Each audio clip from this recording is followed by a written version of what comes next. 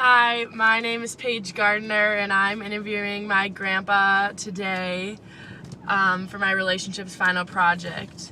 A little bit of background on my grandpa. He's very intelligent and extremely involved in my life. He's super tech savvy and loves to be in the know about everything. Challenges that he lives with: he uses a walker. He isn't that active anymore, but definitely can move around, but doesn't do any workouts or anything like that. And he also smokes cigarettes. So those are the challenges that he lives with, but besides that, he's very involved in our lives, and I'm really happy to have him in my life.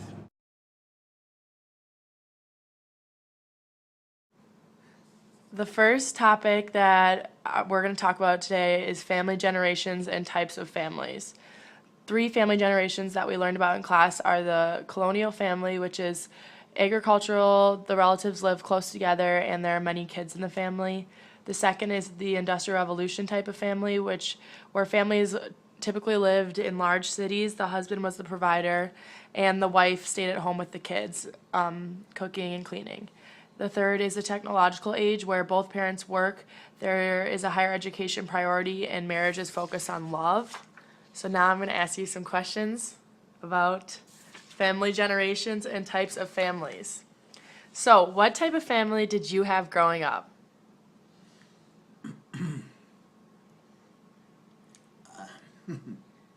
It was somewhere between the colonial, agricultural, which my grandparents were, and the industrial. We lived in small towns, so it was closely associated with the colonial or farm type Okay. life. What type of family did you raise? Uh, a little more towards the industrial. We lived in a larger town. I was a professional man. And I guess that's about it. What was your role in your family growing up? Like, what was your job within the family? Did you have to clean? Did you cook? Did you work? From the time I was 12 years old, I worked outside the home. I worked in a grocery store while I was growing up. And that's about it. Okay. Do you think that the wife should work or stay and raise the kids in a family? Well, in today's society, I don't think there's too much choice. With the cost of living, it's almost a necessity that the wife works outside the home. What do you think the next generation will bring? Like, what do you think the next generation type of family would be like? I have no idea. It's scary as the dickens, I'll be very honest. Okay.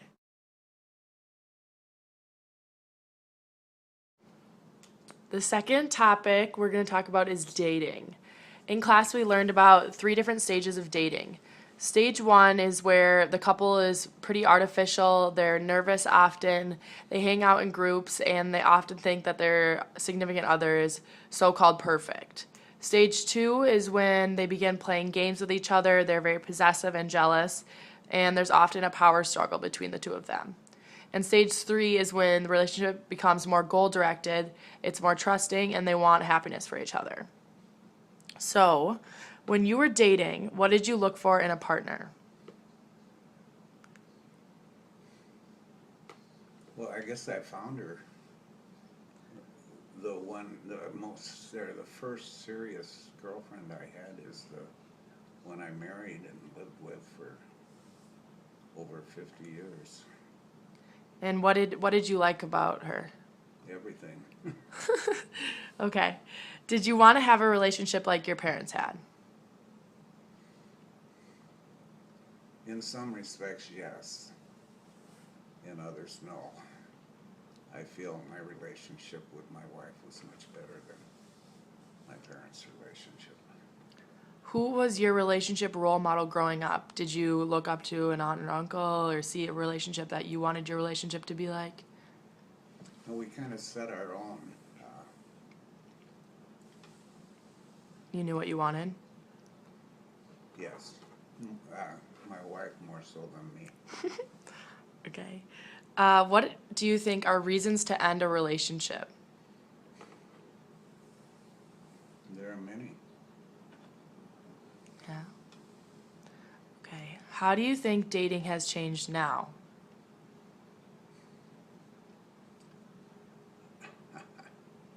Well, I think the most common thing are these, what you call group dates, where it's a bunch of kids hanging out together. I think when I was young, it was more one-on-one. Okay. And what do you think like technology and cell phones has had a change on dating? Well, certainly communication is much better. Okay. I question, cell phones and the way your age group uses them, because they become quite a distraction, I think. Okay.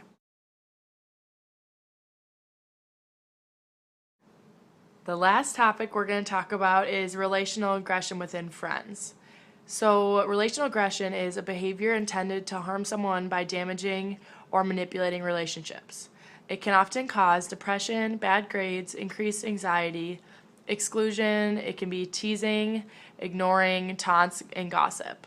We also talked about different friend positions within friend groups. So, some of the names or positions we learned are queen, sidekick, gossip, floater, torn bystander, the wannabe, and the target.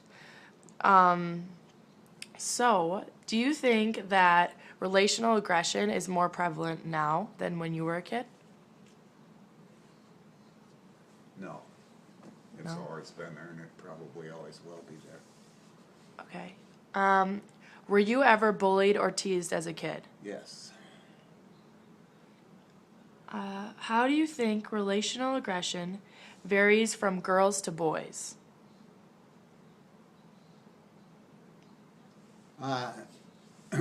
The variation is in the methodology. With boys, it's more physical. With girls, it's more verbal. What position do you think you held within your friend group as a teenager? I think I held a position of leadership. When you were young, what do you think made a good friend? I think loyalty more than anything else. And who was your best friend growing up, and what qualities did they possess? Uh,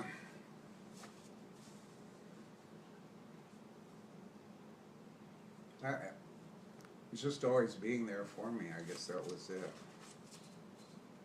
Is there like anyone in particular that was your best friend, I or had a was it, couple guys when I was younger.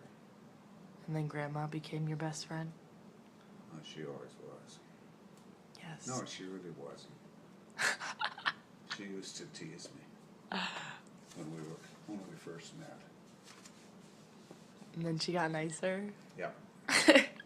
Okay. Shout out to the best grandpa in the world for helping me accomplish this. And that's my relationships final.